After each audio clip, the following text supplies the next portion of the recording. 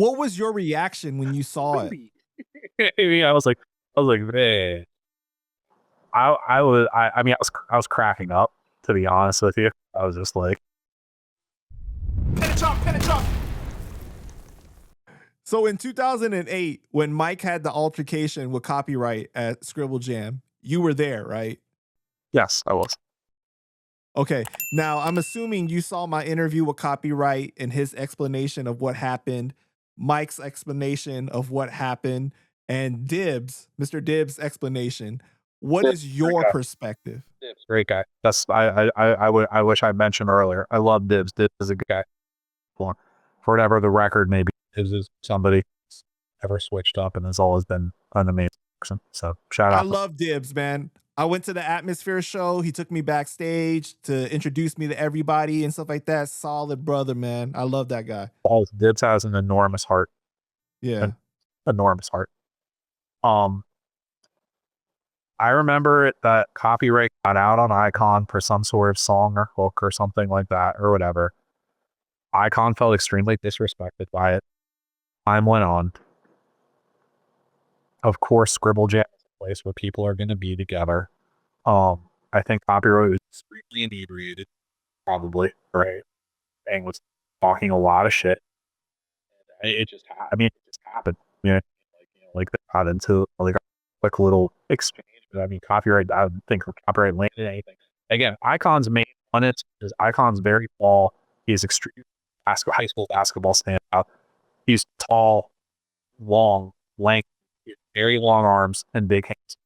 So like when he rolls back like this, yeah, and he has a wire. Yeah, when I used to chill at the back in the day, iCON could, we were in our 20s. iCON could dunk a basketball like it was nothing, and he jumped off the wrong foot too. Really weird. He'd use a weak foot jumper.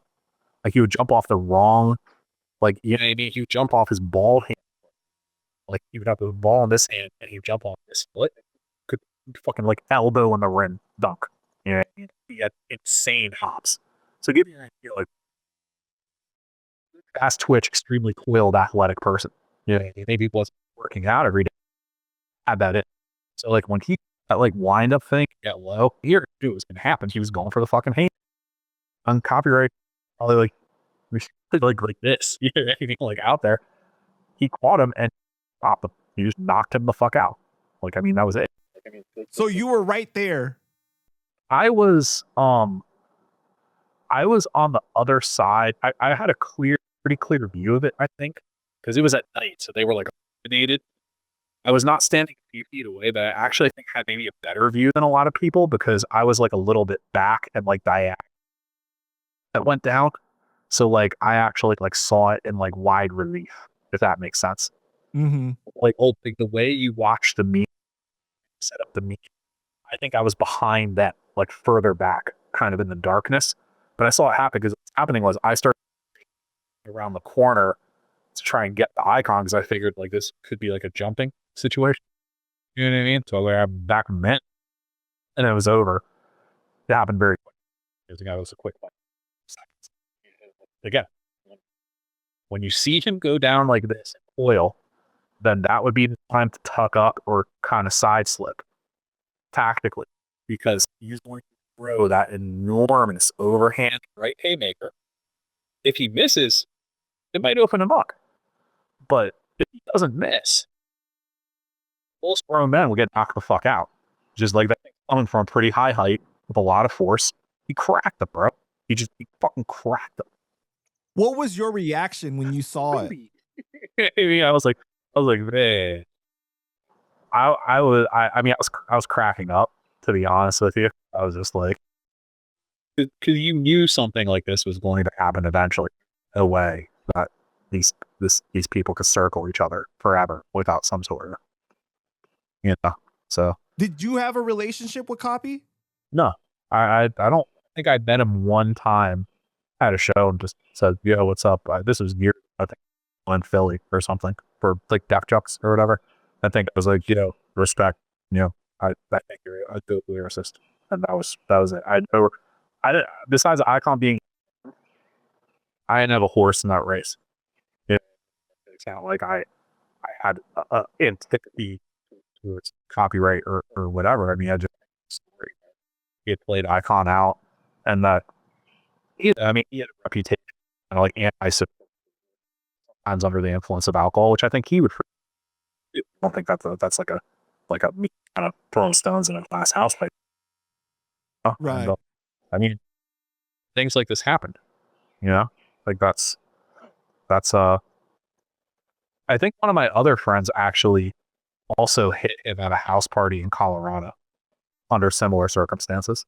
But again, I you got to chat or whatever. I have to go call up my boy, and then the same thing. It was like after the show, he was partying. Yeah, Oh, and I interviewed Mac Lethal about it too, and Mac said that he pushed Mike to go inside after the situation happened because the cops were there, right? yeah. That's I mean that's what I was worried about. I was worried about the more immediate consequences. I mean, I'm like, is he gonna get fucked? Is he gonna get banned from the event? You know what I mean? Like, because those are at the moment those are big deal things. And you don't want stuff like that to happen. You know what I mean? So, but I was also like, yeah, because again, you knew that was coming, and it kind of unfolded in such like a perfect comedic way. You know what I mean? Like, he just got rocked, and the photo got taken. It's the right point where he was like, yeah, I mean, the photo says it all. The picture, that picture that became one of the first underground hip hop memes or whatever, is worth 1,000 words. That kind of sums up the entire situation. Right. Well, shout out to Mike and shout out to Copy, man. Mm. Definitely we're just talking historical situation that happened. But it's crazy. What's funny is the guy that was on stage when Mike was hosting the battle, right? That said, "Oh, you'll get beat up like Copyright in a lobby fight." That set off the whole thing, and that where Mike was all like, "Oh, like whoever doesn't like Copy is good with me," whatever he said, something along those lines, right? That's what caused them to have the back and forth to go outside Yes, to have the altercation. I do believe that was the fuel on the fire that led to the ultimate confrontation between. Right. But it's so funny. It's so funny. That guy messaged me on Instagram and said, "How many interviews about this situation? Nobody want to interview me or talk to me about my bar that set it off." Definitely, it was the gas. It was the gas on the fucking fire, no doubt. I just thought it was funny, and Mike thought it was funny too. We were laughing about it. But yeah, man.